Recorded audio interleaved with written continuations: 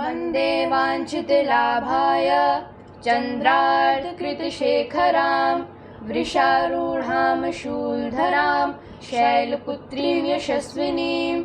ओम नमस्कार, मैं निष्कर्ष और मैं शिवांशी आप सभी का स्वागत करते हैं हमारे चैनल पौराणिक कथाएं निशि के साथ में, जिसमें हम आपको भारत की पौराणिक कथाएं सुनाते हैं।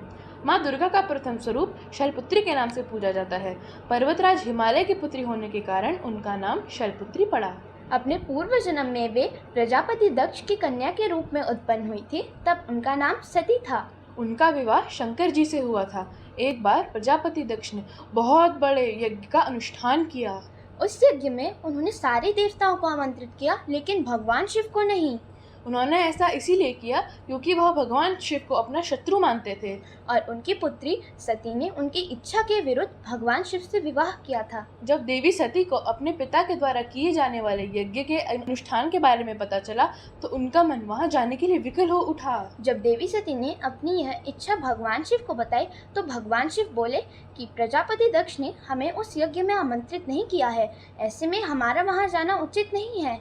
लेकिन देवी सती की अपने पिता के यहाँ जाने की प्रबल इच्छा थी। देवी सती के बार बार आग्रह करने पर भगवान शिव ने उन्हें वहां जाने की अनुमति दे दी। जब देवी सती वहां पहुंची तो उन्होंने पाया कि उनके लिए किसी के भी मन में प्रेम तथा सम्मान की भावना नहीं थी। केवल उनकी माता ही उनसे प्रेम से मिली थी। देवी सती की सभी बहनों के मन में उनके तथा भगवान शिव के लिए व्यंग्य तथा उपहास की भावना थी। स्वयं प्रजापति दक्ष ने भी देवी सती का अपमान करने का कोई मौका नहीं छोड़ा और भगवान शिव के लिए भी उन्होंने कई अपमानजनक शब्द कहे। अपने पिता तथा अन्य परिजनों के इस रूखे व्यवहार से देवी सती बहुत दुखी हुई।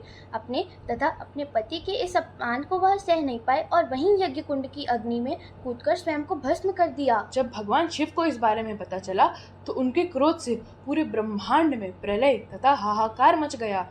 उनके आदेश पर उनके गण वीरभद्र ने प्रजापति दक्ष का सर धड़ से अलग कर दिया। तब भगवान शिव ने देवी सती के पार्थिव शरीर को यज्ञ कुंड से निकाला और अपने कंधे पर उठाकर दुख से पूरे ब्रह्मांड में तांडव करने लगे। भगवान शिव के तांडव करने से पूरे भूमंडल में प्रलय की स्थिति उत्पन्न हो गई थी। पृथ्वी तथा तीनों लोगों को व्याकुल देखकर सभी देवता चिंतित हो गए। तब भगवान विष्णु ने देवी सती के शव से भगवान शिव का मोह भंग करने के लिए अपना सुदर्शन चक्र चलाया।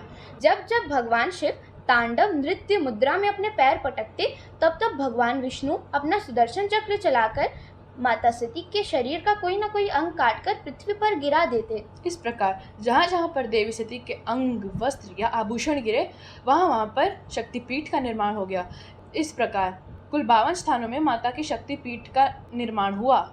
अपने अगले जन्म में देवी सती ने हिमालय राज के घर में माता पार्वती के रूप में जन्म लिया और घोर तपस्या कर भगवान शिव को पुनः पति के रूप में प्राप्त कर लिया। ओम श्री दुर्गा देवी नमो नमः। अगर आपको हमारी आज की कहानी अच्छी लगी तो ऐसी ही और पौराणिक कथाओं के लिए हमारे चैनल को लाइक, शेयर और सब्सक्राइब करना ना भूलें। धन्यवाद।